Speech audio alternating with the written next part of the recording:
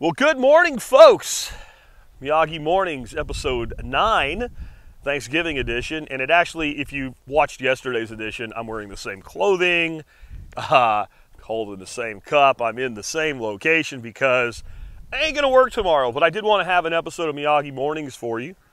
And I wanted to talk, of course, about being thankful. And I think this year is a year that people can really miss how much they should be thankful for so many things.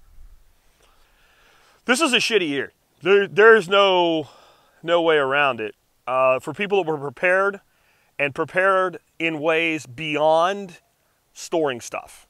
Even prepared beyond, like yesterday I talked to you about generators, but prepared from a standpoint of not only did we have the things that we need so we didn't have to be part of the panic buying back in March, April, May, and even into June, but we were prepared in that we evaluated our situation years ago and said, where do I want to live?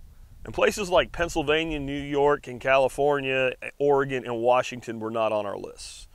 So we moved to states that already had more freedom, and we've kept more of our freedoms. I'm not saying that we've gotten through this untouched, but we kept more of our freedoms than many of y'all did in other states. We're not locked down, and we never were. We might have social distancing and stupid face diaper requirements that are or not actually required depending on where you're at and what store you're in or what restaurant you're in. But overall, we've been able to have freedom of movement and move around. Many of y'all haven't, and that sucks. The economy is teetering on the brink of disaster. I don't care that the Dow just hit 30,000. Are you supposed to be happy, thankful? I'm going to get to it. But I think we're looking at a massive real estate crash going into next year. Massive real estate crash.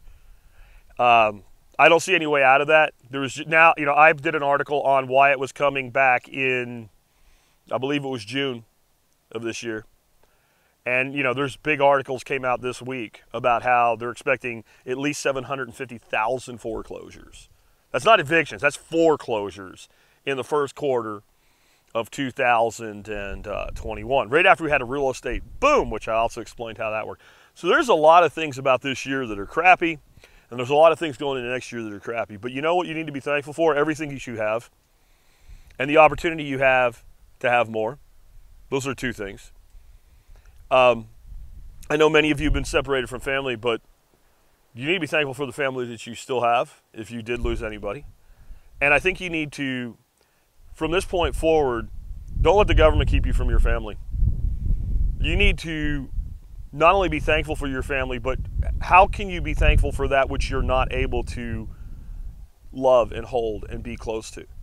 And I know there's some people who have people specifically at risk, and that sucks, but a lot of you guys are being kept from your family out of fear. So what I'm most thankful for is I didn't let fear do this to me. That's my greatest thanks this year.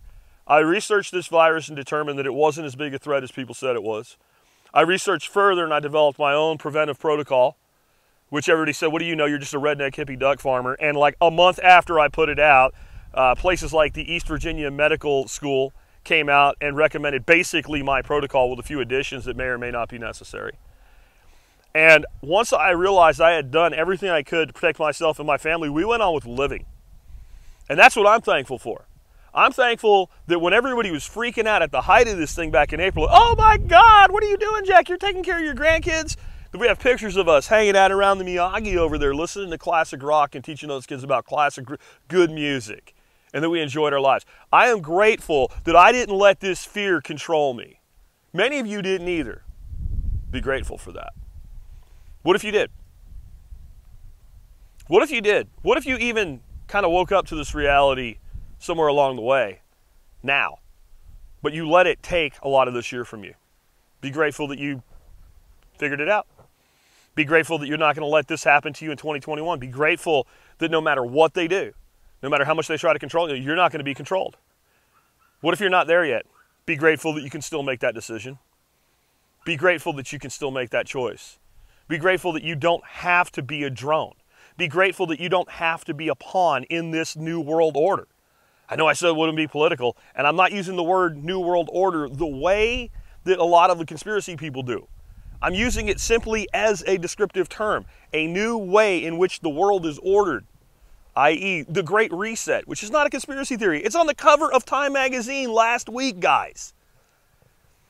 No matter what they do, we are human beings. We have rights. Those rights are inalienable, and they come from our creation. I'm going to change the word from creator to creation. Because I don't care what your religious beliefs are. If you're Christian, you know who your creation came from. The Christian God. If you're Jewish or of the Islam faith, you believe basically in the same God. You have different views of him, but the same God.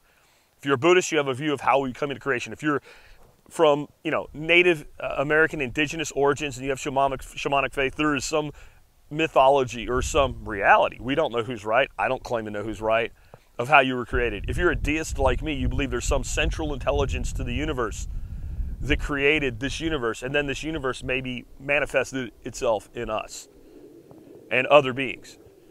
If you are an atheist, well, they can't possibly believe in creation. Yes, they do. You were created as a human being through what you describe as the process of pure evolution.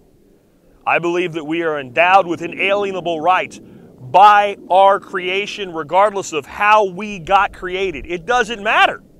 I know to some of you it matters very deeply. That's your spiritual belief. I'm talking about philosophical beliefs. I believe that all men and women have inalienable rights that we are endowed with through our very creation, no matter how it happened. And I'm grateful for that.